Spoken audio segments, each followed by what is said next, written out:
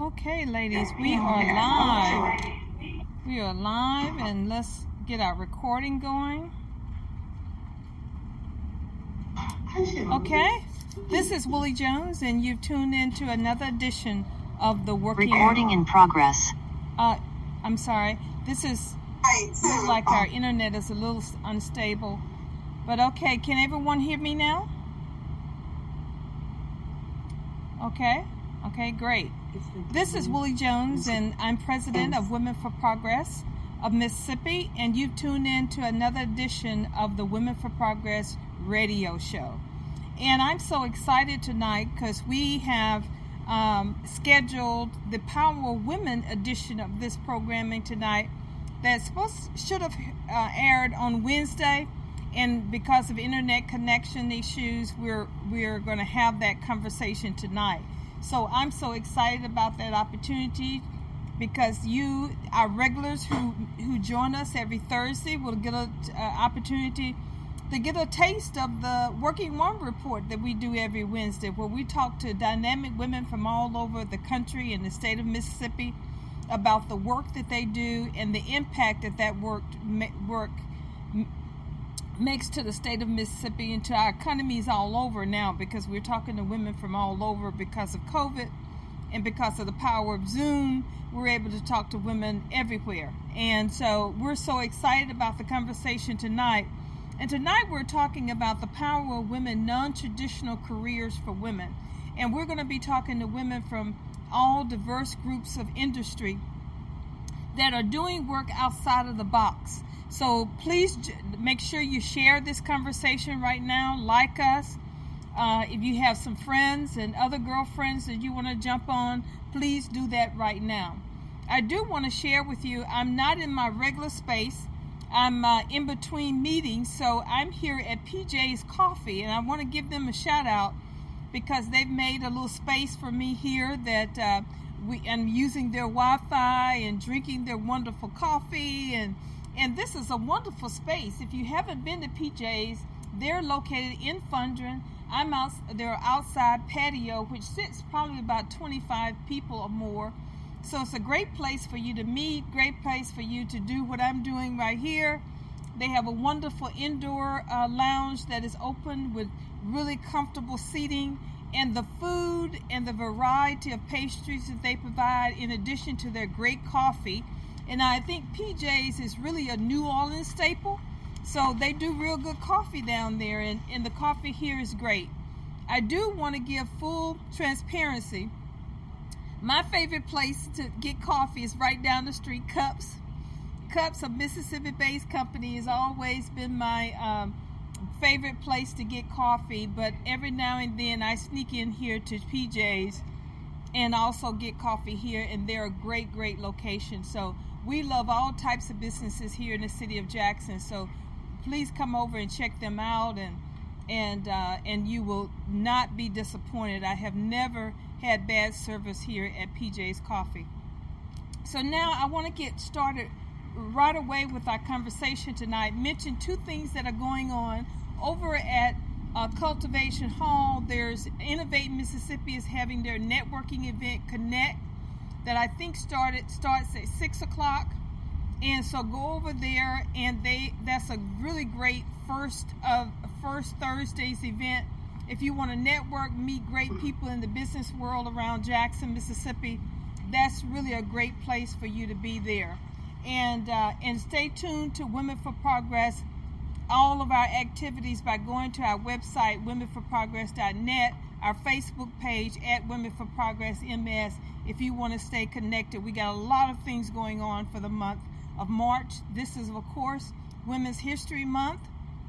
And I tell you, the programming at Women for Progress Radio is just going to be explosive for the month of March. We're going to be talking to women and business owners, and we're just going to have some really great conversation that's going to happen for this month.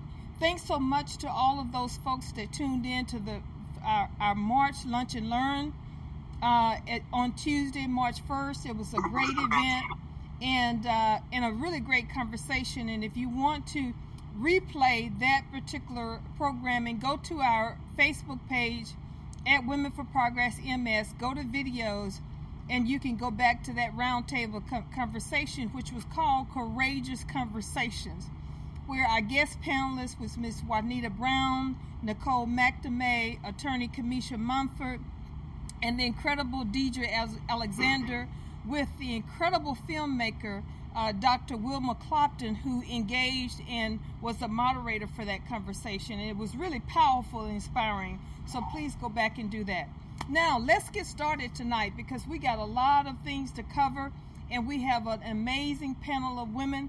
I want to share with you just a little bit of brief bio of each of these women that I have joining us for the conversation tonight. First, I'd like to start with this incredible woman. She's a native of Mississippi, native of Meridian, Mississippi, so she's a hometown girl, and not her first rodeo to Women for Progress Radio, so we're so glad she joined us tonight. We've really made sure that she knows that she's part of our own, and we bring her back whenever we can get her on our schedule. Miss Tonya Hicks is the president and CEO of Power Solutions, Inc., and founder of Women Do Everything. Ms. Hicks is a serial entrepreneur and the first woman journeyman wireman electrician in Local 917 of the International Brotherhood of Electrical Workers. In 2000, at the age of 28, Ms. Hicks founded Power Solutions, an electrical contracting and facility maintenance company specialized in renewable energy. In 2015, she launched Women Do Everything, LLC, a career development and staffing agency supporting women in male-dominated industries. So welcome to the show again, Ms. Hicks. Thank you. I'm happy to be here. Next, we have Miss Nevaya Brinson. And look, anytime we have female truck drivers on our radio program, it's great news and exciting. They are star power. So tonight we have Miss Nevaya Brinson, who is a female truck driver and instructor, as well as the founder of CEO of Queens on Deck. You know, women, we always wear more than one hat. Where her sole purpose is to inspire women from all over the world that being a queen is not just a look or a phrase, but a living testament of how powerful you are within yourself. Understanding that we were created by God to reign in the kingdom of God with godly destined purpose. Being a female in the trucking industry has taught me a lot as a woman, that just because it's a man's world doesn't mean that we as women can't thrive in it. Secondly, safety goes beyond just a pre-trip of your truck. You have to make sure that you're paying attention to everything around your safety. Last but not least, never let anyone make you feel intimidated because you are a female trucker. The steps of a good female trucker is ordered by the Lord. Welcome again to the program, Ms. Nevaya. Hello.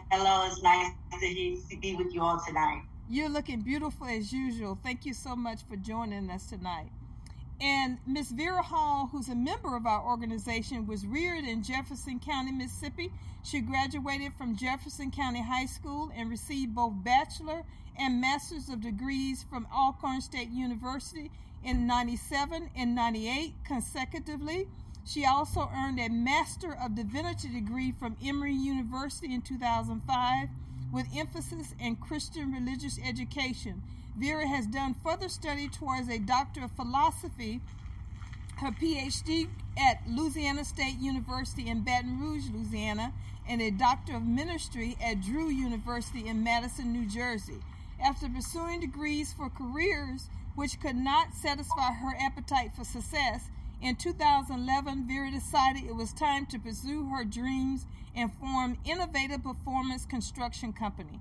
Vera is a Mississippi licensed general contractor with federal certifications. She was selected Mississippi's 2020 Small Business Person of the Year. In 2019, Vera received the PTAC Small Business Growth of the Year Award and the SBA Emerging Leaders Award.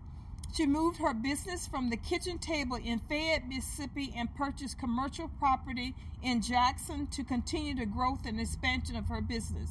Vera is in a small disadvantage, a program that her company is one of the 4 and only female holders for and competitive contract with 1 base year and 4 option years valued at $445 million for the Department of Army Memphis District Corps of Engineers. She is a single mother with 1 vivacious daughter, Kristen Hale. Welcome back to the program, Vera. And I have to say, Miss Vera also has been recognized by Women for Progress as Woman-Owned Business of the Month, and I think Member of the Month. Is that correct, Vera? Yes, that is correct. And thank you so much for having me. It's a pleasure to be here. Hello, ladies. All right, now our final guest, and definitely not the least of our guests tonight, is Miss Angie Nichols, who's the owner of KAG Transit LLC, based out of Byron, Mississippi. In this role, Angie manages the logistics of the business, from dispatching, human resource, recruiting, and so much more. Angie has more than 5 years in the industry. Prior to starting her own trucking business, Angie spent a few years as financial aid counselor at a local college, where she advised students about the different federal aids programs that were available to them. Angie has inspired many women from different career backgrounds to obtain their Class A commercial driver's license. Angie's long-term goal is to have one of the largest female trucking fleets, not only in the Mississippi, she says, but she says nationwide. And she has the most important distinction of being a graduate of DSC Training Academy, my truck driver training school, where we empower women in higher paying jobs, both men and women, in the trucking industry. So welcome, Angie, to the Women for Progress radio show. Thank you. Well, as you can see from these resumes, these are some power women that are doing things outside of the box. So let's get right part of the conversation tonight. And let me tell you what our goals are. We want to hear about not only the work of these women, but we want to share with you tonight, how can you go through the pathways for success in these particular areas and other non-traditional careers. We want to talk about some of the challenges around these careers.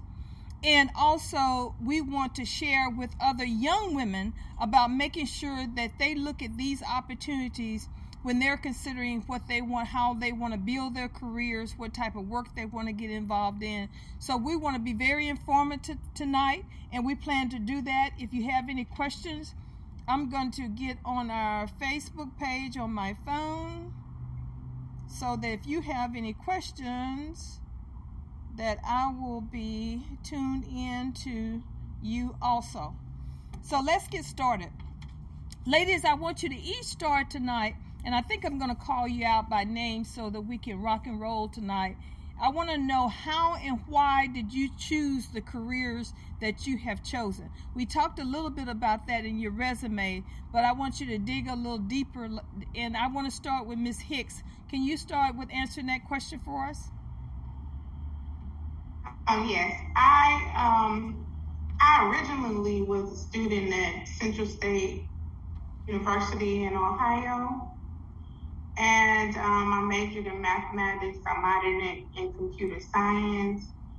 And after during my sophomore year, toward the end, I was telling one of my professors that I wanted to work for the Pentagon, cracking codes and, like doing stuff for the CIA and all that. And he was like, well, they don't hire women to do that.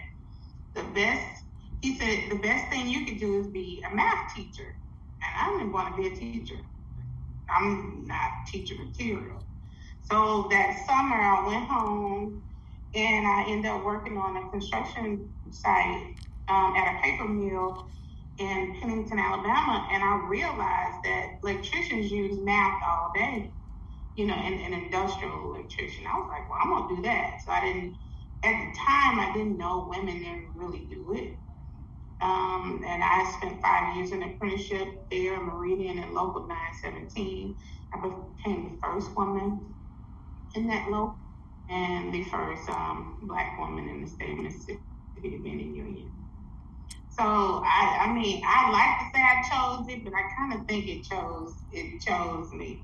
Wow. And I didn't know anything about construction or anything. I I don't know. You know, when you're young in your 20s, like, you can't tell you nothing. So you kind of couldn't tell me anything. So Right. I was like, oh, I'm doing this. Now, Nevaya, you, of course, are a truck driver with FedEx, plus you have some other businesses on the side and that you are pursuing. So tell us about why did you choose truck driving? How did you get involved with this amazing career now that we know that is totally essential to our lives? The way that I got into the trucking industry, I started out as a school bus driver, bus monitor to school bus. You lost her. And so when they challenged me, I was like, "You're gonna challenge me to?" They said, "We're gonna challenge you to get your Class A's." And at the time, I was just a man.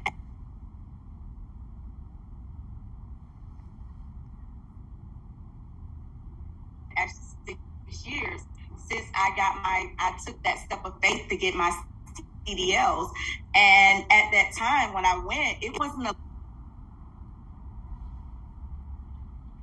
I think we're having connection with you, Nevaya. So can you start your conversation again, please? Can you hear me now? Yes. Okay. So my journey actually started over 6 years ago. I started out as a school bus driver and monitored at that time a couple of years ago. And one day, one of my coworkers, they challenged me. They said, "I bet you won't get your Class A's." And I'm like, that's the worst thing you can do is challenge me, because I'm going to do it. And that day, 6 years ago, I took a leap of faith to get my CDLs, my Class A, and upgrade. And ever since then, I did not look back. I have been going. One of my goals is to empower women to get in the industry below what people say, the status quo that they say, well, you know, women should be home or women should be doing this thing. But just to really encourage women to go out there. And outside of trucking, I am also a makeup artist. I'm the owner of Dreamology Beauty. So I take beauty and trucking and just fuse them all together and let women know that whether you're a truck driver, freight broker, dispatcher, this is very lucrative to your life and how you make it. And I think that's what's the thing, that how you and I got connected, Nevaya. I was watching you on Facebook, and you were doing your thing with that FedEx truck, and you were showing women how to do it. And it was almost like it was, you could do it in your sleep. You were doing it so well, and you were looking good doing it. And so, you know, we as women, we think, when you think of non-traditional careers, you think we have to always look like we got the hard hat on and the looking all masculine. But you can be whatever. You can make this career whatever you make it. You can make sure that your womanhood stands out in these particular careers, and you're in control of making that happen. So thank you so much for sharing that.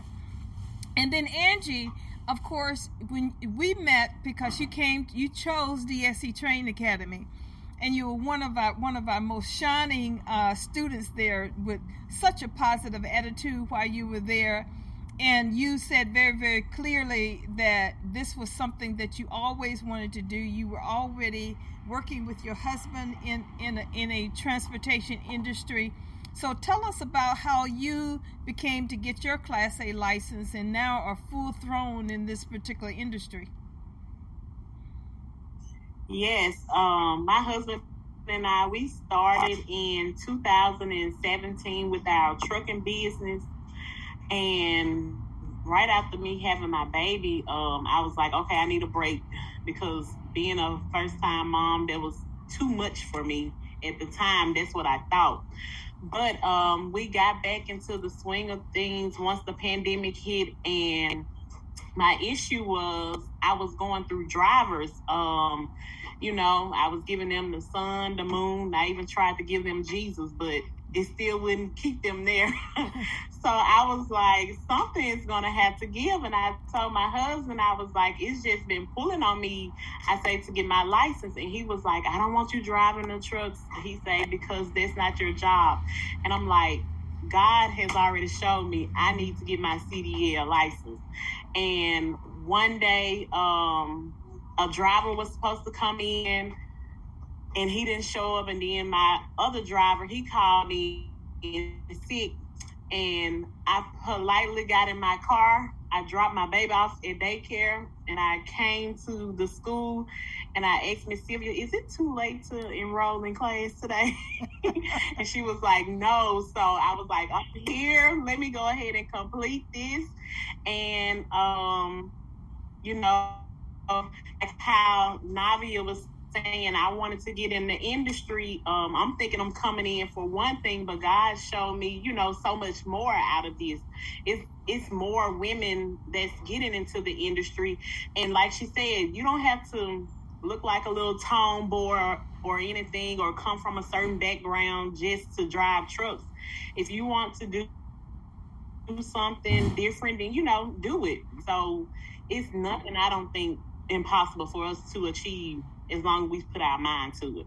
Thank you so much. And Miss Vera, I mean, you're full blown in the construction industry, building things from the ground all the way up, and everything in between. So how did you get involved in construction?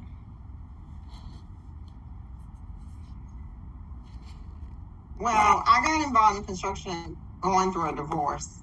I say that, and it happened. I was in the courtroom and at the divorce hearing, and my husband at the time, my ex-husband told the judge that I did not need the business, that I was just a figurehead, and that he needed to give him everything. And so the judge said okay, and gave him the business that we once operated together. And so I was like, oh no, they shouldn't do that. They can't do that. So I decided to take the State Board of Contractors exam for the state of Mississippi. So once I took that exam, I passed it. Once I passed that exam, I started bidding on contracts, doing the things necessary to get the business moving and get things going. If I had not had that happen to me in the courtroom, I probably would have still been stagnant. But because it was decided it was in construction, and I wanted to prove them wrong. And then after I got the license, it was like, forget them, I'm moving on. Right, that's a wonderful testimony. We have a little unstable internet. If we continue to do that, we might have to do a little restart. But I think the strength is getting a little stronger now. So hopefully we can continue our conversation. Now, I want to talk a little bit about the challenges in these careers as you all move around in the industry and building your particular career. And we know that, of course, a lot of these careers we've already said are male-dominated industry. But I want to talk about a little bit of the challenges. And Nevaya, you've been around the trucking industry now for a very long period of time. And so talk about some of the challenges that you've had as a truck driver, and how have you overcome them?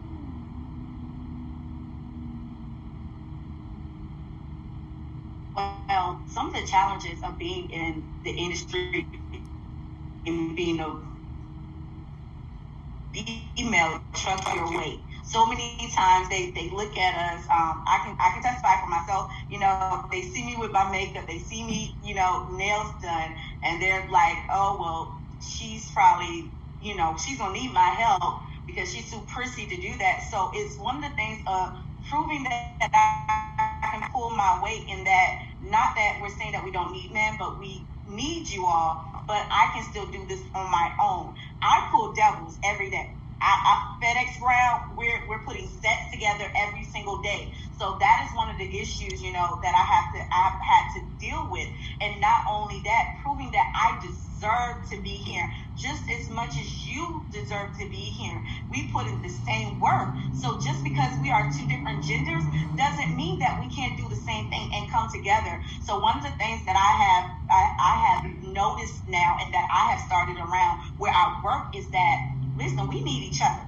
We need each other. Even though I'm a female, you need me just as much as I need you, and we can all work together. I remember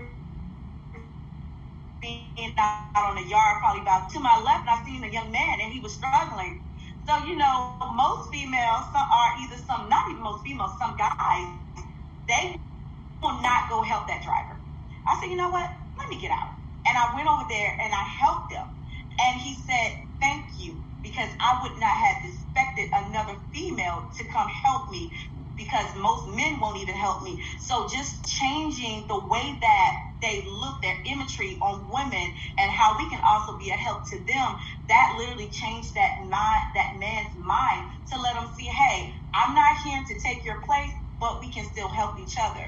And so those are one of the ways that I think that I myself has changed. And not only that, I encourage every single woman, when they say, hey, I'm afraid I can't do this, you can. Yeah. You can. Yeah. It's within you. Your point that you have to prove is to yourself, not others. Right. Thank you so much. And then, Tonya, you stated that you were one of the first women electrician in your union in Meridian. So tell us about, and you've been around an extremely long time in this particular industry. What are some of the challenges you've experienced, and how have you handled those? I think I have the same challenges I had when I started at 21, and I'm about to be 50. It's the same thing. Nothing has gotten any better. We have to be more and do more to be considered equal. We're always underestimated. Sometimes they want to ignore you. They try to do things to sabotage the job. I have so many things be going. Of course, sometimes they say different things, but I kind of grew up in like a poor, rough area in Mississippi, so it's kind of, and I don't really take it in. I don't allow any of them to rent space in my mind, and I kind of look at it as challenges, but also opportunities to grow. And I just think at every level, I say every level is a different devil. When I tell you nothing has changed, and it's so crazy because I'm still among the 3% of women that are electricians. So you can imagine even less are owners of companies. And I don't know, I think nothing has changed, but I have changed. It's like I handle things better, of course, in the beginning. When you're young, they say something, I say something back. They do something, I do something. So, I was a young woman, so, but like now, I'm a CEO. I don't go back and forth with nobody. Right. I tell them what it is and give them the opportunity. Ladies, we're going to pause just a moment and see if we can get better connected on this internet. So, ladies, if I... forward or we can't. I move on. Ladies, we're having still unstable internet issue. So what I'm going to do is we're going to flick over to another source. And if I lose you, I want you all to dial right back in, okay? I told my husband, I cannot go under. We are not going under worrying about another driver. I said, I'm going to do something. I'm going to be the solution to our problem. He was like, I'm scared. I don't want to mess with trucks. And I say, that is fine. I was scared too. I was like, I know how to operate. I do everything behind the scenes with the paperwork. Girl, I was like, you're probably like, Lord, my baby, you can't tell her no. At all. And that's how it is. They try to talk. My ex-boyfriend, he tried to talk me out of getting out of the industry. Tried to talk me into getting out of the industry. And I said no. It's 4 years later. He works for me. Wow. All right. I was just telling somebody today, I was like, my man can't even fix nothing. And they was like, is that a deal breaker for you? I was like, no, because I can fix everything. But he clean better than me. Oh, we good. As long as you clean up, we straight. Because I like to cook. So I'm always cooking as a stress reliever. And so he liked to eat. So, we just work it out. But when I tell you he can't fix nothing, I was like, oh, okay. And it was so fun. Well, I don't know. We back on. Can we? Yes, yeah, we are. Go ahead. We're still live. Remember when we first started dating, I was like, he was trying to see where I was, and I screenshot him. I took a picture of my tire. My tire blew out. And I didn't even notice he was calling me, trying to figure out how to help me. Trying to change that tire on the job and doing something. He was like, what? He said, what's in your tire on flat? I was like, try to change that tire. I'm good. What you need? What you want to do? So I don't have the damsel in distress down pat at all. Because all we know in our mind is we got to keep moving. Yes. And that's what I say to women too. I think the most empowering thing about being in careers that are non-traditional is that when I hear from women all the time is that it's empowering. I hear from my female truck drivers when they get out there and they send me pictures of where they put this 80,000 pounds of truck and this 53-foot trailer into a hole that you just think they almost had to thread the needle, and they get out of that truck and look back and say, I did that. I cannot believe I did that. And they think, if I can do that, I can do anything, and that's what's empowering about these careers is that, as you stated, Tonya, you talked about being able to do things. Now let me tell you, at my facility, which is 4,300 square feet, we have a toilet that I had to end up calling a plumber in to fix for us. Now, by the way, we have about 30 or 40 men on campus, but I still had to call an outside entity to come in to fix that toilet. So even those things, when you accomplish these big things that you think that are something that men should do, it is extremely empowering for you to do. And when you do those things, you say, well, hey, there's nothing that I can't do out there. Do you all feel the same way about your careers? Well, yeah, I know I do. And before we had cut out, what I was going to say is, as far as the difference in the industry now, I just wanted to make one point. I think a couple of years ago, about 2018 or 2019, I had a job site. We show up at the job. We walk the job with the subcontractor, just going through different phases. We were at a wastewater treatment plant. And I had spoke to the guys. They didn't speak back, but I'm used to that. So we walked in the job. When it was over, I told them, I said, well, next week we'll be meeting. And I told them the time. I said, we're going to work on our communication skills because we're all professionals. And they were like, well, why would we do that? I said, well, I can only say this. I'm going to say this in the most humble way possible, but you work for me. This $4.7 million project, this is my project. And you work for me. And he was like, oh, well, we didn't know. Now, my guys always, they be hot. They be mad. Like, are we going to make them? And I just feel like as a leader, because I'm not a manager. I don't manage people. I lead people. But you have to lead by inspiring people to follow you. So sometimes they have to learn who you are in order to earn, gain respect for you. So they'll follow you. But yeah, Yeah, so a lot of the times, and I feel bad sometimes because my guys go through a lot because I am a Black woman. Yeah. And just a woman, period. I think it's just a woman, period. I know that Vera over the time period I've known her has shared stories where, she walk in the room and make a presentation, and afterwards they ask her, well, they think that she came in and the administrative person, they're saying, where's your boss? Those kind of things. So those are kind of things I think is probably going to continue. But the more and more we see women in diverse roles, that will change also.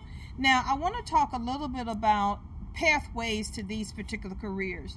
As an electrical contractor, Tonya, how does a woman, if let's say some women out there are thinking about doing this, what is the pathway? What courses do they need to take? What do they need to know? What skills they need to have? How do they go about becoming an electrical contractor? Well, like I mentioned before, I'm a member of the IBEW, and I went through an apprenticeship program. And so in Jackson, there's, I think it's local 48 in Jackson. But anyway, most major cities have a local, it's not far. And you can sign up for free. You're paid for 5 years. Every year that you complete, you make more and more money. But it's a paid apprenticeship. You have to go to school maybe once or twice a week. And that's what it is for the union. Now, non-union, they have something called the IEC, the Independent Electrical Contractors, and they have some type of apprenticeship program. And so that's one way. But another way is I do solar. And in 2019, out of 250,000 solar workers, only 7% were Black. And so now I'm part of BOSS, which is the Black-owned solar services organization. And so what you can, to install solar, you don't have to be a full electrician to do that. And so sometimes if you see people, I've known people to just walk up on the job site, ask them, can I come work? And sometimes they'll get you started that way as well. It's like, you kind of got to just go for it. As they say, you got to slide in their DM, whatever, and be like, hey, what are you doing? Because I get people sliding mine all the time, asking me.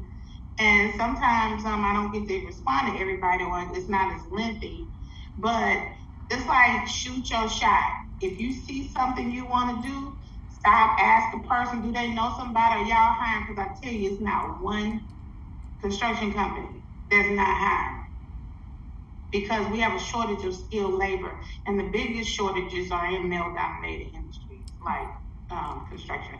So I would say find the IBEW apprenticeship local, call them, ask them, because it's, like I said, it's free. You don't have, I'm not like my friends, I went to school on a scholarship, so I didn't have student loans. Then when I got in my apprenticeship, I don't have student loans.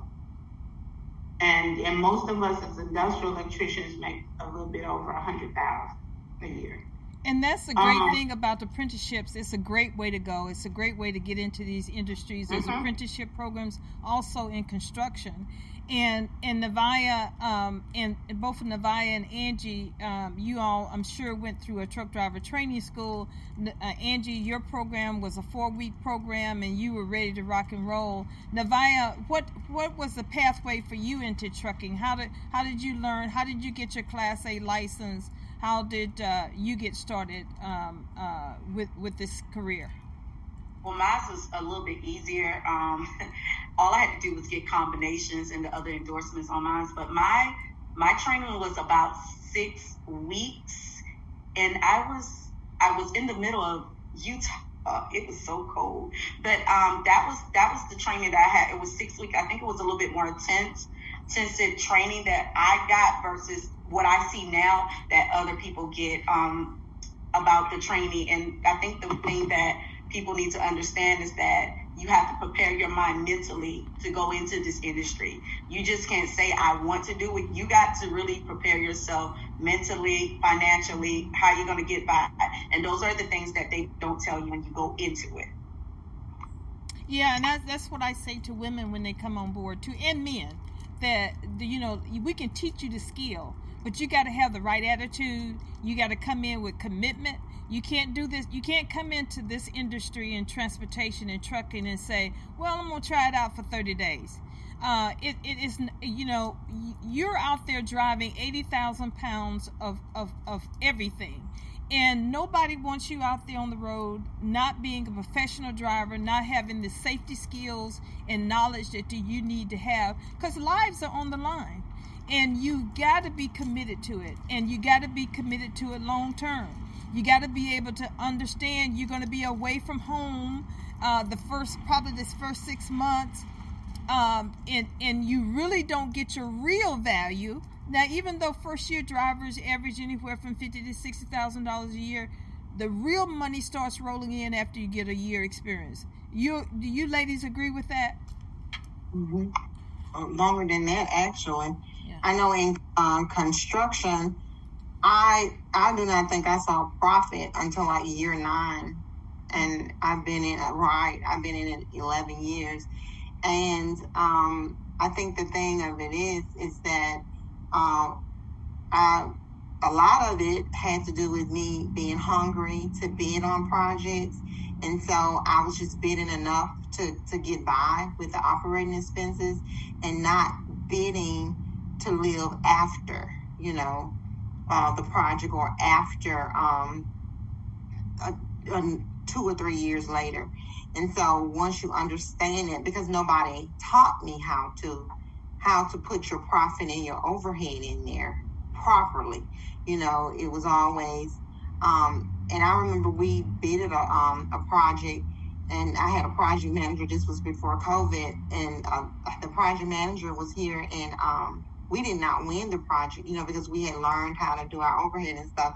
And he was like, how we didn't win this project? So when he dissected the numbers, he saw that everyone else's profit was about $50,000. That's what they were willing to make off those projects. And he was like, I would starve to death in something like this. And so that's literally what we've been doing, nickel and diming ourselves, robbing Peter to pay Paul. And we have to grow from that. And we have to, and then it's a lot to do with finances, like you all said, mentally and financially. If you do not have banks, lines of credit, or if you do not have the bonding company to back you and things like that, you're continuing to get those little nickel and dime jobs, that are just constantly, do this over, do this, do that, all that kind of stuff that takes away at your overhead and your profit. But until we establish those relationships and get our finances, like the male counterparts, their finances seems to be fine. They seem to bid on the $20 and $30 million projects, And like I said, I've been in this 10 years, and I have not. The only way I was able to bid on a Maytop was because I'm in the 8A program. But if it wasn't for that program, seriously, I don't think I could have bid, competitively with someone without that program. And women have to ask for help in these situations. I mean, you made a very, very good point, Vera, is that you got to set your foundation up. You gotta be able to establish a business plan. You have to make sure that you're able to understand cash flow, financial statements, all those particular things. But they're not surmountable. So these are not major things that you can't get done and get accomplished. So we want women to know that there's help out there through the SBA. There's XBA programs that are there. There's the SCORE program, which is a SCORE program is in every state. They have a wonderful way for you to set up your vision, your mission, find out how you establish what your goals are, establish all of these things that we talked about tonight.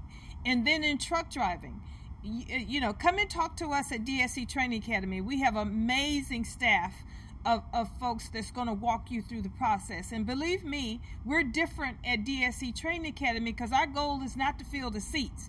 If you're not coming to really change your quality of life, because that's what trucking and transportation can do. It will change your quality of life, and it'll do it in a very short period, but it requires commitment. It requires dedication. It requires you got to sit down with your spouse and significant other and let them understand what you're trying to do and get accomplished. So we do a lot of vetting at DSC Training Academy to make sure you understand what the challenges are, and then also what the successes are and what it takes to really make this thing work, including financial literacy. A lot of individuals come into our program making $25,000 a year. They're going to go from $25,000 to $50,000 their first year. You need to know.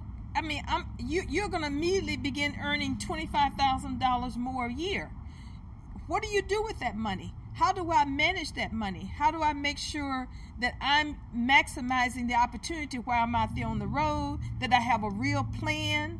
And so it is extremely important. And I think both of you, Angie and Nevaya, can speak to that. Definitely. I can speak to that because at first it was hard for me not just the first year, but the first 6 months for me. Versus some other people. My experience is very different. I think I was on the road for 3 months and I was like, I'm done. I was able to get under another company. I went local, and from there, that's when I went to FedEx. But I think now, because of the regulations are changing, new drivers have the opportunity to really maximize on 6 figures.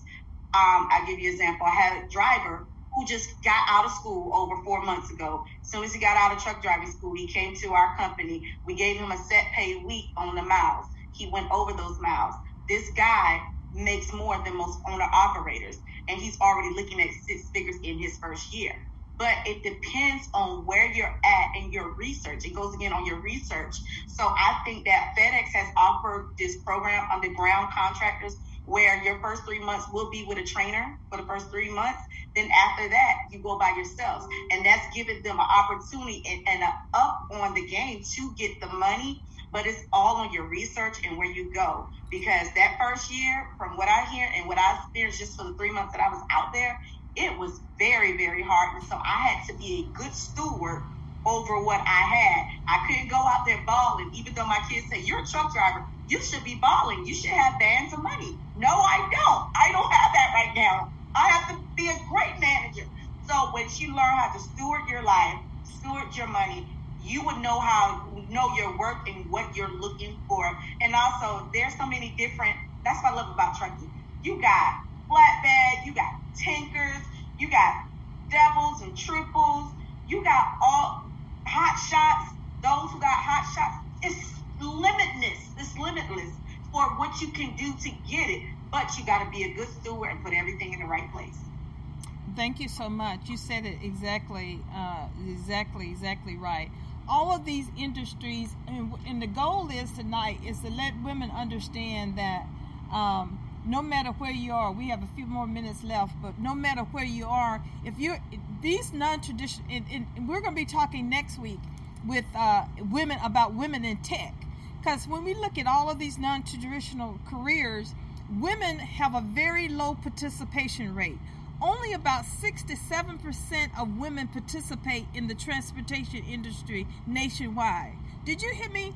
There are thousands and thousands and thousands. This year alone, they're expecting to be needing 230,000 truck drivers this year alone.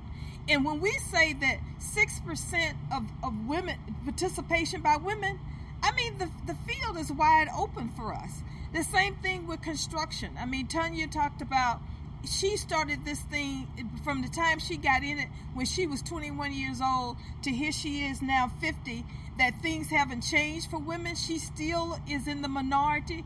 She still, are having some of the challenge that she had when she first got into this industry. That's because we are not there. We're not at the tables. We're not at the CEO areas. We're not developing businesses around these careers. But that's where the money is. That's where the higher paying jobs are. That's where the good benefits are. And that's right now when it comes to all the opportunities out there for you to start a business, for you to start these careers. This is the best time for you to be able to do it. But you got to get your information together. You got to do your research, and you got to come to the table committed to do the work. And you got to have a backbone. You know, as Tonya said, when you're having all these comments from men, you can't be soft-skinned. Now, you don't want anybody to disrespect you, and you shouldn't have to be discriminated against. You shouldn't be abused in the work environment. But that's with any career that you're in. You should always demand respect. You should always demand that people treat you like the human being that you are. And so never a time when that needs to happen. But let me tell you, I said to somebody the other day, there's no crying in truck driving. You know, as the movie says, there's no crying in baseball.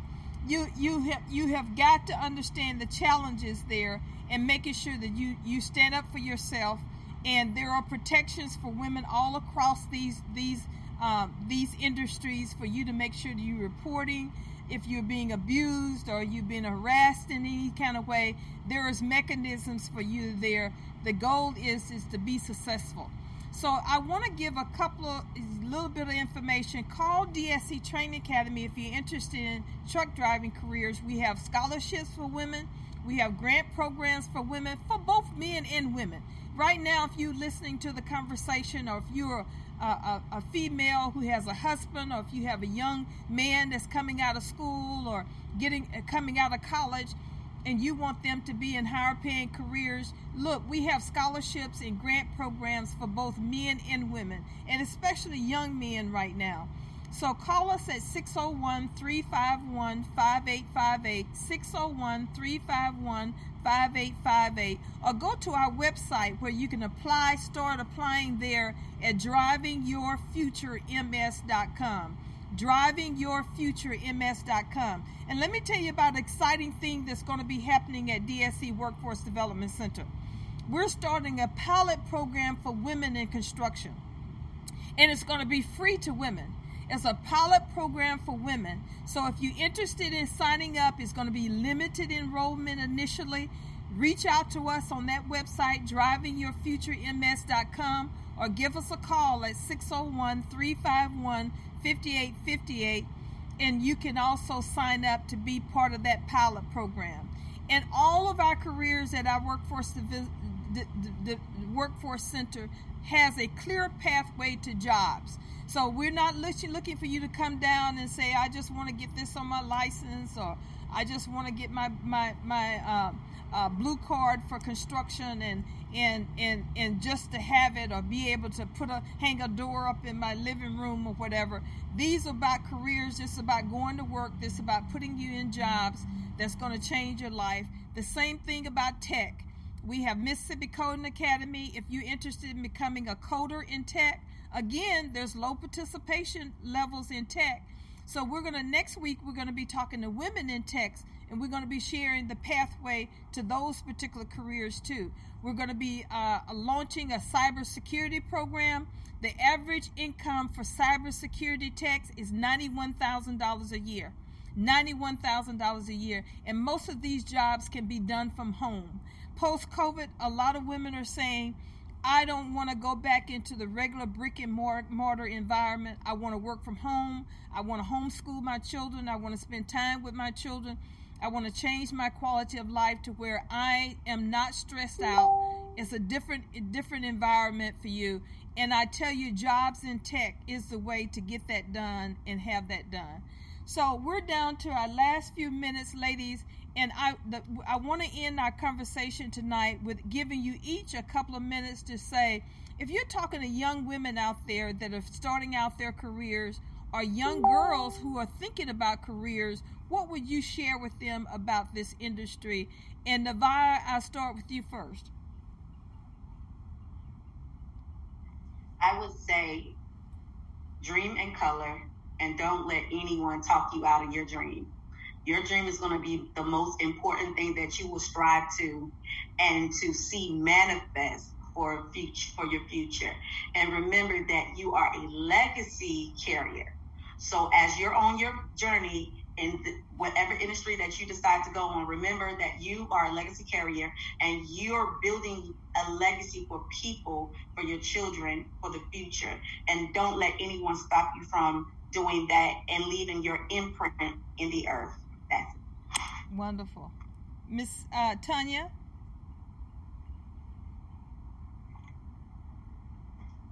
I would say it's really been a lot. I have to be honest. I think we all have moments of doubt when I always say I'm gonna be the Harriet Tubman of construction. I'm gonna go get women to bring them. And funny you should say tech. I've developed some work technology, and I was telling my advisors in Silicon Valley, it's like, am I really doing the right thing by bringing women in, because things haven't changed? And as I talked them through it, what I realized was when Harriet Tubman went back to get the slaves, she couldn't promise them that they weren't going to die on the journey. She couldn't promise them that they weren't going to face racism and discrimination. She couldn't promise them anything but we gonna go together. And it's going to be better than you not doing anything at all. Mm-hmm. And so I really realized last week, I was like, I have to be honest. It's tough, but if you go with people like Miss Willie, it's like we're going to go together. And this one thing, my grandma, I remember in Mississippi growing up, you know how you get up to work with, like before day, and it's really dark. And I used to be like, Grandma, how we? Yeah, she said, well, he gonna have a well whoop behind if we come up on him. And I used to be, my grandmama is not afraid of anything. And it's like, I think sometimes our fear, we can use that to motivate us. It's like, you know what? It's always going to be some mess, but we got shovels. Mm-hmm. That's what my grandma used to say. It's always going to be, she didn't say the word mess, but y'all get it. She said, but we got shovels.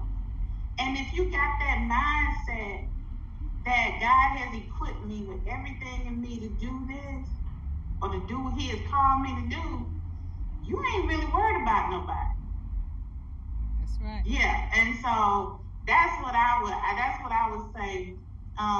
Joining your training academy, and I would love to support you in that as well. And just we gonna have to do this thing together, because even in listening to all the stories that were on here, a male-dominated, even technology, everybody got the same issues.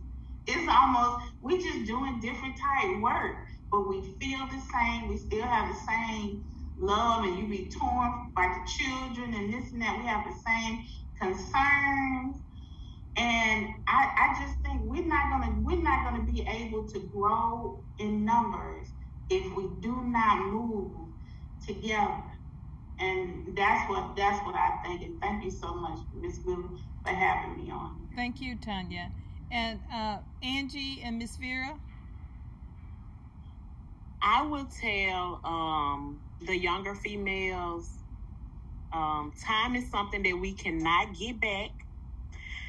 So if you feel that this is something or anything that you want to do, I would say go for it.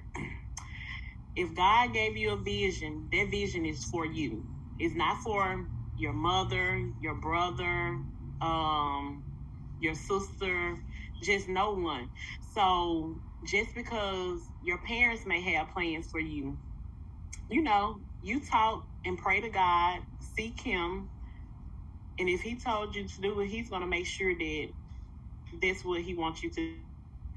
Like Tonya was saying, I feel like with women, we are facing the same obstacles, even though we in different industries, but it's up to us where we support one another, reaching for the next, helping someone else to become part of her company or my company. And, a lot of people, I say Had I known what I know now, I would have never went to college. And I didn't have the opportunity, to go on a full ride. But I told my husband, I say, when our baby get older or graduate, if she's not going into the medical field or an engineer or something like that, I'm not going to waste my money on college. It's a waste. Right. Well, it's not a waste, but Yeah. There's options. She has options. She has options now, and you can share those options with her. And I'm so glad you said that, because that's the big point that I want to make to women tonight.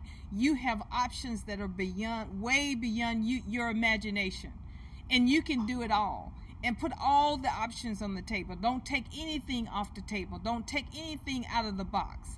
You can get it done, and you can make it happen. And Miss Vera? Okay, I just want to reiterate what all of these beautiful ladies have shared with us tonight. And so the first thing was Nevada. She said that be a good steward over your finances. And in construction, you definitely have to be a good steward over your finances, because you have to meet payroll, you have to pay insurance, your overhead, and things of that nature. Another thing Tonya said was remove the fear. We're in Women's Month. She's talking about her grandmother, and I'm sure I have a grandmother who was fearless and a strong anchor for me as well. And so remove your fear.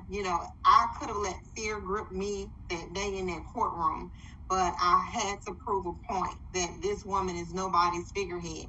So you put it within yourself, just as Angie said, write your vision the same way I did in that courtroom, and understand that time is not on your side. You only have so much to do. And so college, I met some wonderful people, pledged a wonderful, crossed or became a member of a wonderful sorority, and I wouldn't change anything. But now that I know what I know, I would be doing something. I would have been doing something totally different, and definitely would not have been trying to pursue all of these higher education degrees and things of that nature. So go to trucking school, apply for the grants, apply for the scholarship, do whatever is necessary. DSC is willing to take you, willing to train you.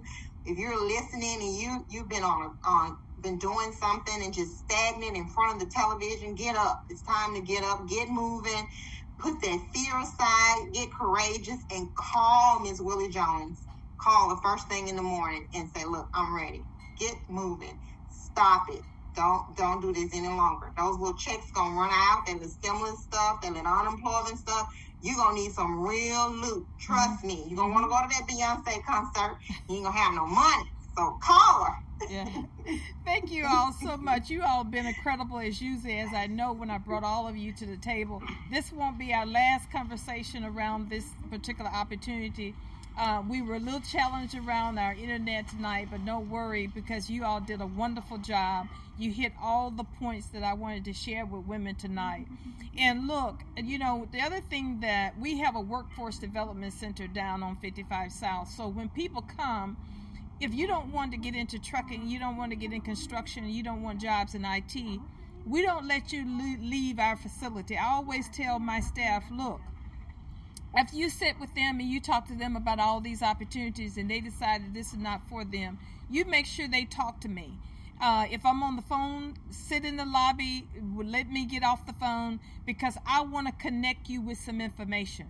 So if we can't put you to work and you have some dreams and opportunities to do something else, we got resources. We know some folks. So we can pass you on to someone else. And look, we just don't give you a number and say, call these people. We connect you to those individuals. And then we want to follow up with you, say, did you get connected? Did you get the information that you thought you were going to get? Did you get accomplished? We want you to be empowered in some way, because this is about changing the lives of Mississippians. And that's what we do every day at DSC Workforce Development Center. We're living our purpose down there. And now, yeah, we got to pay bills like everybody else. We got to have lights on and rent, and we got to put fuel in the trucks because we can't train you without that. We have repairs. We just had a guy came today and put re-graveled our property. So, yeah, we have to pay bills and stuff too, and we have to do that.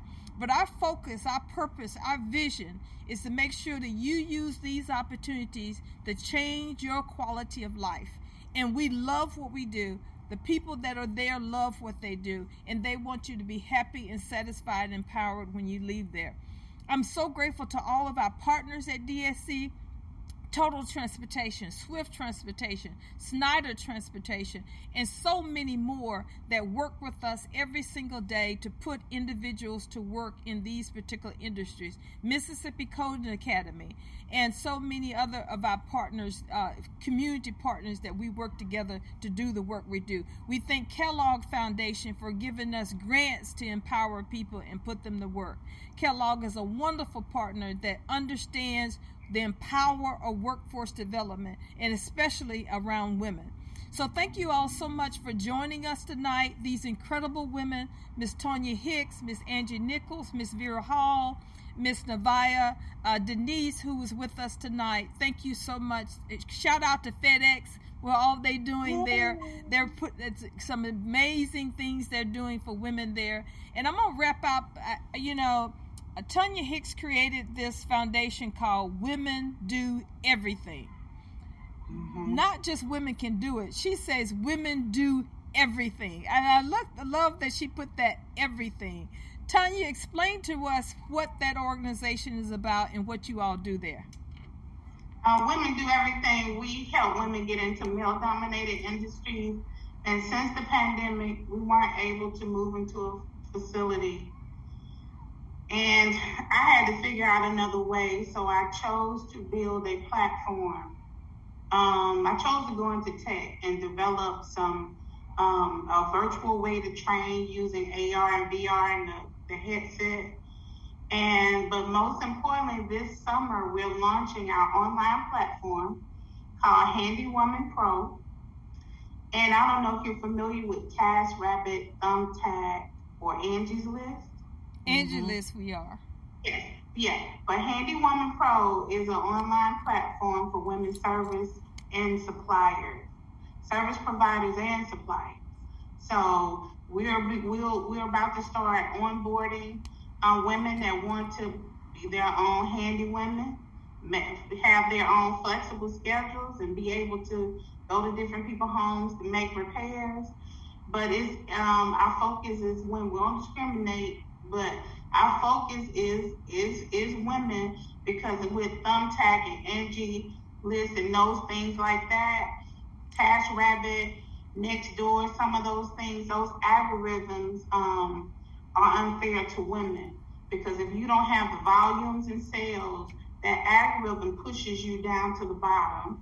And also, if you don't have that boys club network, if you don't have where you can get cheaper materials and this and that, some of those other platforms, you have to bid on the jobs. So with our platform, you'll be able to, people will call you up, they can pay on the app, you can sign up for little or nothing. So I'm so excited to launch it. We're launching in the Atlanta area in Miss Will. I want y'all to come up for our grand opening. Okay. So we're gonna have so Atlanta's our first city, and I'm just so excited because it's like I said, women do everything because we've always done everything. We just never got the credit. Right. Well, yeah. You let us know what the date is, and you got all my contact. Look, not only would I come, but I'll bring some folks with me. But I'll definitely show up, and I'm going to be there. And I'm going to cook for y'all. Okay. I'm going to cook for y'all at well, it ain't my house. I live in a condo now, but I'm still country in a condo, okay? So we still go. It's like from the security guard to the concierge, everybody eat good. Well, ladies, did you hear that? She said she was going to cook for us. So I have it recorded, okay? Because we ain't coming over there and you taking us to McDonald's or somewhere. We're looking for, you from Meridian. We expect for some good stuff to be happening, okay? Oh, yeah, we cook. I had one guy say, oh, you bake biscuits? You bringing biscuits to the job? I said, yep, I bake biscuits and beat your butt. So don't think because I'm baking biscuits, I'm weak or something. Right. But no, I love to cook. So I thank you, Miss Willie, for this opportunity. And I think you have my cell phone. You just text me or something. Yeah. And I think there's some things we can do after you launch your Atlanta location for this. I like the idea of the Handy Woman Pro in those particular things, because that's what we want women to do. And for we can stop paying all of these high fees when we even if the toilet starts ringing, we go out and call somebody just to be able to change a little device inside the toilet. Or if we want to hang a door over take one door out and hang up another door, we gotta bring in a whole contractor for that and get on his list. Those are things we ought to be able to do, and not that we're taking those things away from men, but a lot of single family household, whether you're a widow like me or you are a single mother, you want to be able to save money wherever you can. You know, the cost of milk, a gallon of milk now is over around $5 a gallon. You got to save wherever you can. And so these are the kind of things that we need to learn how to do, not because we don't want men to do them, but because we want to save money. It is a great way. It's financial literacy, you know. Well, what I tell people, because I was on a show and they asked me, so you teach women to be independent. I'm like, no, independent means you don't need anyone. I'm interdependent, and I promote interdependence means we need each other. Yeah. So, I mean, and even in my field, and with my team, I don't open one door. Whenever I get up from the table, they get up too. Mm-hmm. It's like I'm still a woman wherever I am. And I was, that's why I said the whole independence thing is like, I don't promote that at all. It's like I respect the men that we be working with, and we need them as advocates in our industry. Yeah. And look, I'm still a woman that hate to pump gas. You know. I got an electric car, so I don't pump no more gas. I hate that. Yeah. So you're right, and I still like my door open for me, and I like all of those things. Whatever accommodations, I like all of those particular things.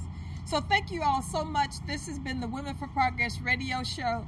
Thanks so much to our executive producer, Miss Juanita Brown, who allowed me to bring the Working Woman Report conversation to our regular platform tonight on Women for Progress Radio Network.